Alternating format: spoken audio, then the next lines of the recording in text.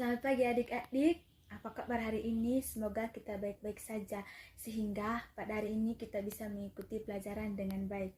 Oke adik-adik, sebelum kita memulai kegiatan kita hari ini, mari kita awali dengan doa. Marilah kita berdoa dalam nama Bapa dan Putra dan Roh Kudus. Amin. Tuhan, terima kasih atas segala berkat dan tuntunan-Mu. Kami putra-putrimu mengucap syukur atas anugerah yang Engkau berikan kepada kami, sehingga hari ini kami bisa berkumpul di sini dengan baik. Sudi kiranya ya Tuhan, Engkau selalu senantiasa melindungi dan menjaga kami, agar apa yang kami laksanakan dapat berjalan dengan baik. Nama-Mu kami puji hari ini, esok, dan sepanjang masa. Amin. Dalam Bapa dan Putra dan Roh Kudus. Amin. Baik adik-adik, pada hari ini kita akan menjelaskan tema mengenai sakramen. Tapi secara khusus Ibu akan menjelaskan kepada adik-adik mengenai sakramen inisiasi. Jadi terlebih dahulu kita harus bisa memahami apa itu sakramen inisiasi. Dan juga hari ini kita akan membahas mengenai media-media yang digunakan dalam sakramen inisiasi. Sakramen inisiasi adalah perayaan ritus yang menjadikan seseorang dewasa dalam iman dalam gereja Katolik. Sakramen inisiasi terdiri atas 3, yaitu sakramen baptis, sakramen krisma, dan sakramen ekaristi. Oke, langsung saja adik-adik, untuk tidak memperpanjang waktu, kita mulai dengan media yang digunakan dalam sakramen baptis. Yang pertama, media yang digunakan dalam sakramen baptis yaitu salib. Jadi, salib melambangkan kalau seseorang yang akan dibaptis telah menerima Yesus Kristus sepenuh hatinya.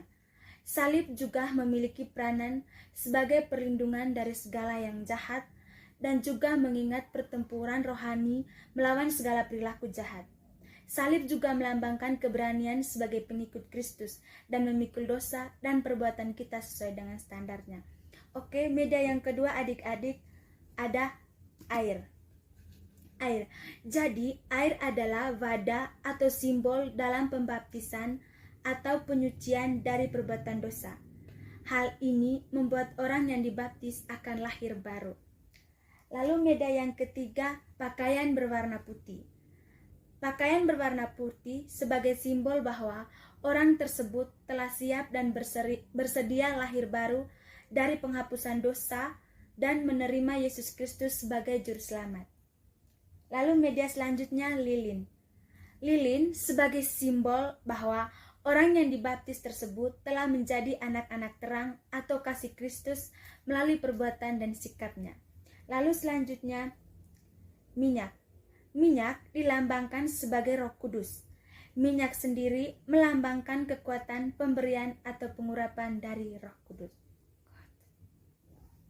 Oke adik-adik, lalu sakramen inisiasi yang kedua yaitu sakramen ekaristi. Dalam sakramen ekaristi, ada beberapa media yang digunakan, yaitu lilin, buku doa, dan Alkitab. Media lilin digunakan oleh peserta yang menerima sakramen ekaristi sebagai lambang bahwa Kristus hadir bersama mereka dalam terang. Yang kedua, buku doa.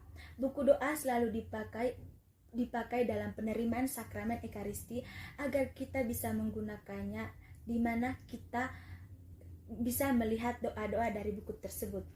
Lalu Alkitab. Alkitab merupakan pedoman atau sumber dalam kehidupan kita sebagai umat Kristiani. Jadi Alkitab dipakai agar segala perbuatan dan hidup kita bersumber dari pedoman Alkitab. Oke, lalu adik-adik, sakramen yang terakhir adalah sakramen krisma. Dalam sakramen ketiga yang terakhir yaitu sakramen krisma. Dalam sakramen krisma ada media juga yang digunakan, yaitu lilin dan minyak. Lilin merupakan media yang digunakan yang menjadi lambang bahwa Kristus hadir dalam perayaan tersebut dalam rupa terang. Lalu minyak, kita menerima sakramen krisma. Kita akan menerima pengurapan dengan minyak oleh uskup bagi orang yang baru masuk Katolik. Minyak yang dipakai di sini bukanlah minyak goreng yang dipakai untuk memasak adik-adik, tetapi minyak yang dipakai pada sakramen krisma adalah minyak yang dipakai untuk pijit atau sebagai obat. Umumnya adik-adik, minyak pada sakramen ini berasal dari minyak zaitun yang diberikan balsem pewangi. minyak pada sakramen Krisma memang memberikan makna sakramen minyak suci berupa penyembuhan. Oke, adik-adik,